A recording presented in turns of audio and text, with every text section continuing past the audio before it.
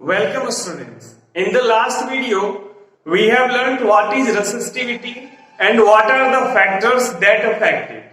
But in this video, we are going to discuss about resistivity of some metals that is written here.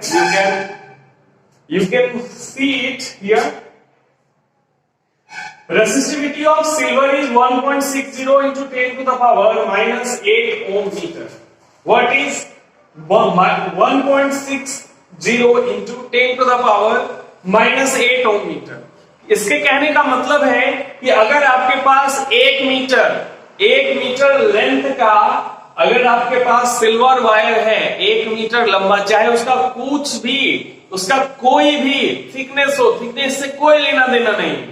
अगर आपके पास 1 metre लंबा अगर आपके पास कोई wire है, वैसे तो मीटर में भी डिपेंड नहीं करता कि आपका लेंथ कितना है, चाहे वो 1 सेंटीमीटर का हो या 2 किलोमीटर लंबा वायर हो, इसका रेसिस्टिविटी हमेशा सेम रहता है। क्योंकि आपने जाना है पिछले वीडियो में कि रेसिस्टिविटी लेंथ पे, थिकनेस पे डिपेंड नहीं करता है। किस पर डिपेंड करता है? टेम्परेचर पे। अगर टेम्परेचर चेंज हो जाए तो रेसिस्टिविटी बदल जाएगा। जी हाँ, कहने का मतलब है कि अगर आपके पास 1 मीटर लंबा कोई वायर है सिल्वर का, तो उसके द्वारा 1.6 into 10 to the power minus 8 ohm का रेसिस्टेंस ऑफर किया जाएगा।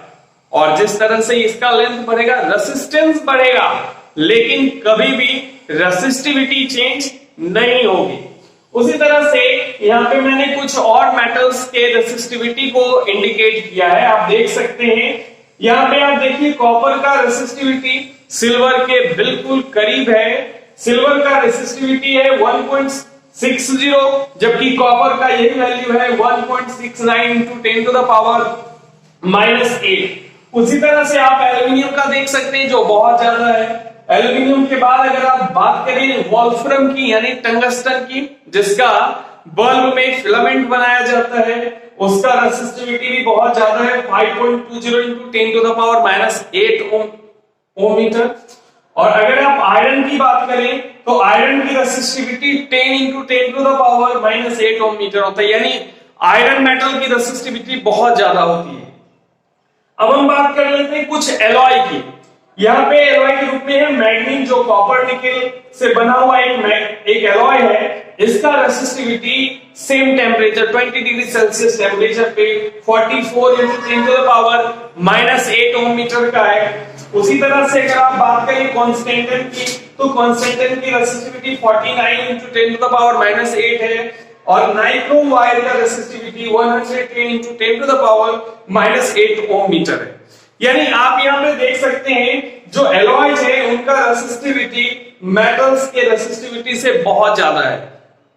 और इसी वजह से इन सब का अलग अलग पर्पसेस के लिए यूज होता है।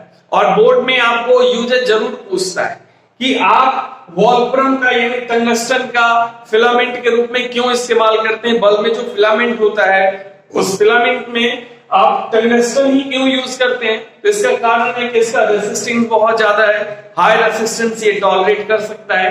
एक चीज आपको इलेक्ट्रिक बल्ब के बारे में और जानना चाहिए कि ये जो बल्ब होता है उसके अंदर कुछ गैसेस भरे हुए होते हैं, उसमें नोबल गैसेस भरे हुए होते हैं, या वैसे गैस भरे हुए होते हैं जो ज्यादा हीट होने पे वो वायर को अफेक्ट नहीं करते। मेटल, चूंकि ये जो टंगस्टन मेटल है और अगर इसमें कोई दूसरा गैस भर दिया जाए, जैसे ऑक्सीजन गैस भर दिया जाए, तो ऑक्सीजन गैस के भर देने पे क्या होगा, जैसे ही इसका टेम्परेचर बढ़ेगा, हाई टेम्परेचर होगा, तो उस हाई टेम्परेचर पे ये ऑक्सीजन से रिएक्ट करके ऑक्सीडाइज हो जाएगा और इस तरीके से ये डैमेज हो जाएगा।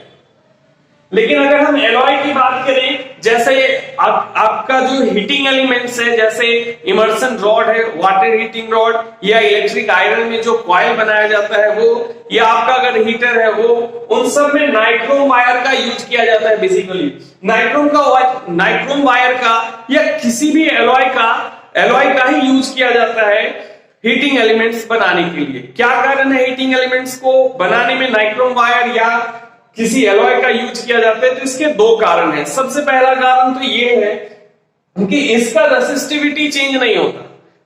इसका टेम्परेचर बढ़ने पर रेसिस्टिविटी चेंज नहीं होता और इसका रेसिस्टेंस बहुत ज्यादा है, इस वजह से रेसिस्टेंस जितना ज्यादा होगा हमें उतना ज्यादा हीट मिलेगा।